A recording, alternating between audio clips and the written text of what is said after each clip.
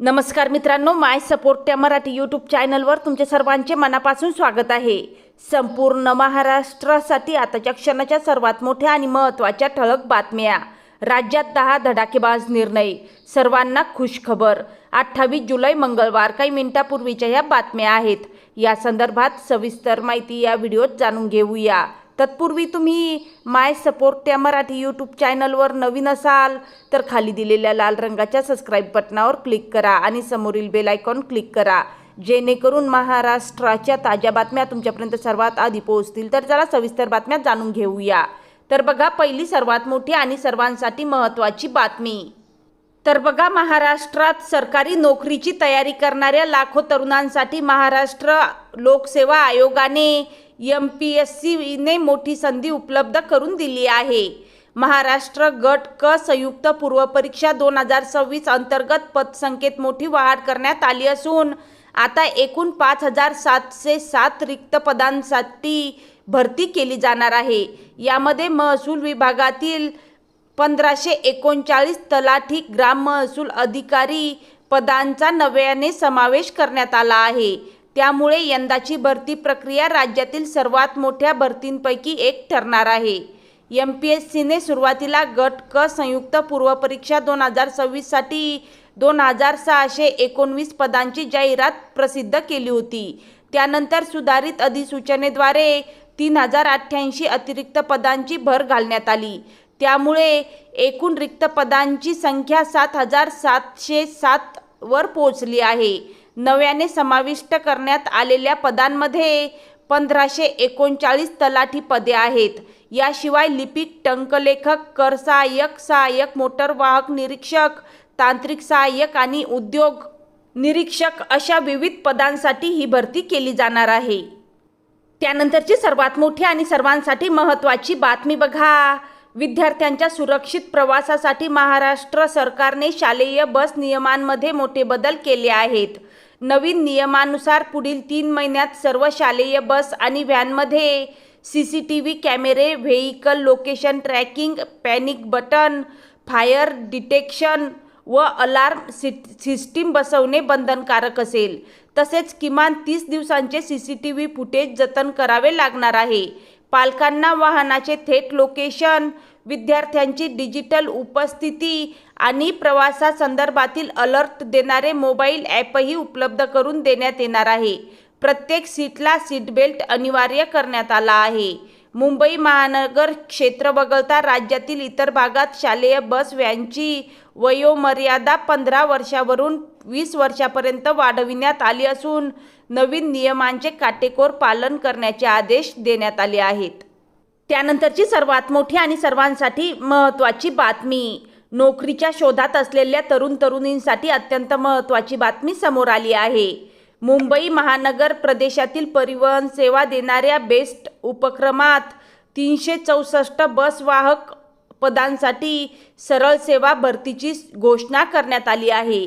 या भरती प्रक्रियेअंतर्गत इच्छुक आणि पात्र उमेदवारांना 1 ऑगस्ट 2026 ते 29 ऑगस्ट 2026 या कालावधीत ऑनलाईन अर्ज करता येणार आहेत।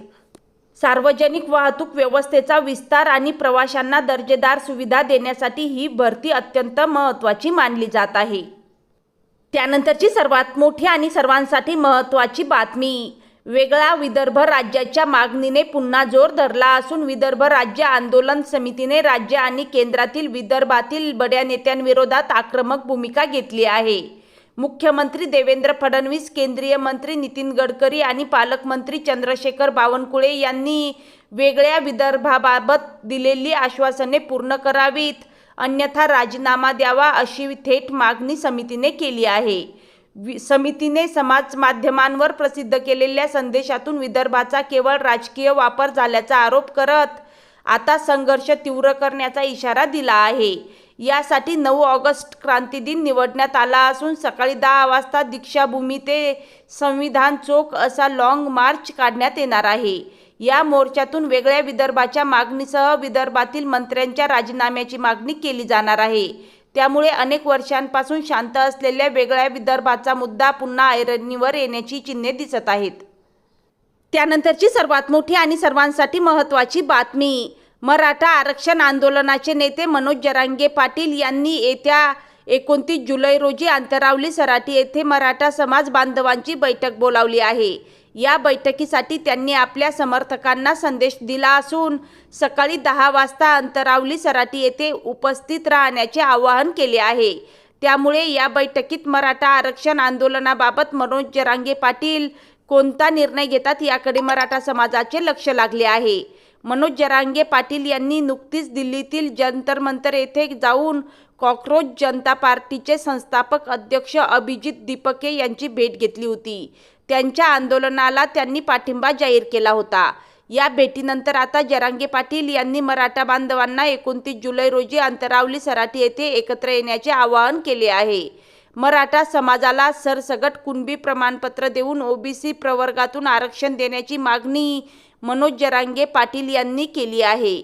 याच मागणीसाठी त्यांनी नुकतेच उपोषण अस्त्र हाती घेतले होते. त्यावेळी राज्य सरकारच्या वतीने मंत्री राधाकृष्ण विखे पाटील यांनी त्यांची भेट घेतली होती. सरकार त्यांच्या मागणीबाबत सकारात्मक असल्याचे त्यांनी सांगितले होते.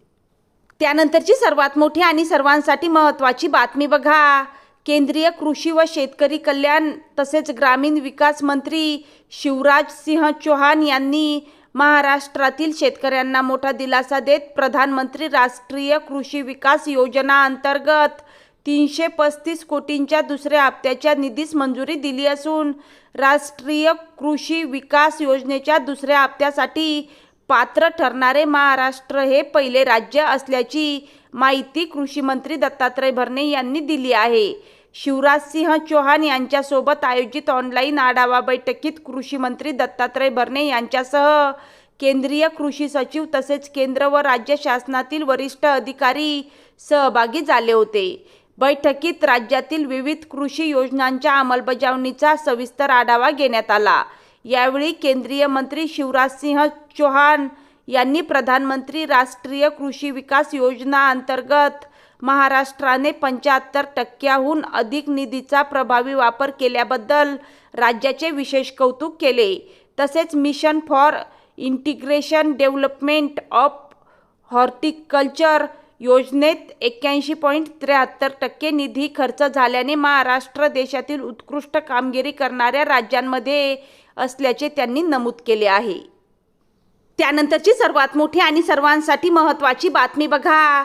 आषाढी वारी 2026 मध्ये लाखो वारकऱ्यांच्या गर्दीचे अचूक व्यवस्थापन करत सोलापूर ग्रामीण पोलिसांनी तंत्रज्ञानाच्या माध्यमातून नवा आदर्श निर्माण केला आहे. जिल्हा पोलीस अधीक्षक अतुल कुलकर्णी यांच्या संकल्पनेतून आणि मार्गदर्शनाखाली सेंटियंट लॉजिक्स या तंत्रज्ञान संस्थेच्या सहकार्याने वापरण्यात आलेल्या अत्याधुनिक क्वांटिटिव्ह व्हिज्युअल ह्युमन न्यूरल AI प्रणालीच्या माध्यमातून यंदाच्या वारीत तब्बल 31,98,129 वारकरी भाविकांची अचूक नोंद करण्यात आली आहे. 24 ते 26 जुलै या 3 दिवसात पंढरपूरमध्ये दाखल झालेल्या वारकऱ्यांची ही AI आधारित मोजणी असून पारंपरिक पद्धतीतील दुबार मोजणीला यामुळे पूर्णपणे विराम मिळाला आहे. आषाढी एकादशीच्या दिवशी तब्बल 18,96,573 वारकऱ्यांनी पंढरपूरमध्ये प्रवेश केल्याची नोंद झाली आहे. त्यानंतरची सर्वात मोठी आणि सर्वांसाठी महत्त्वाची बातमी बघा. आषाढी एकादशी निमित्त पंढरपूरला गेलेल्या वारकऱ्यांच्या परतीच्या प्रवासासाठी एसटी महामंडळाच्या अहिल्यानगर विभागाच्या वतीने 380 बसची व्यवस्था केली आहे. एकादशी आणि द्वादशीला दर्शन झाल्यानंतर वारकरी परतीच्या प्रवासाला सुरुवात करतात. प्रत्येक तालुक्यातील आगारासाठी स्वतंत्र बसची व्यवस्था करण्यात आली आहे. सध्या वारकऱ्यांचा परतीचा प्रवास सुरू आहे. मात्र गुरुपौर्णिमेपर्यंत पंढरपुरात उत्सव असतो, त्यामुळे तोपर्यंत अधिकच्या गाड्या सुरू राहणार आहेत. आषाढी वारीनिमित्त जिल्ह्यातून मोठ्या प्रमाणात भाविक पंढरपूरला गेले आहेत. आषाढी एकादशीला दर्शन घेतल्यानंतर साधारण 20% वारकरी लगेच परत येतात, परंतु उर्वरित भाविक द्वादशी काला आणि गुरुपौर्णिमा झाल्यानंतर परतीच्या प्रवासाला सुरुवात करतात.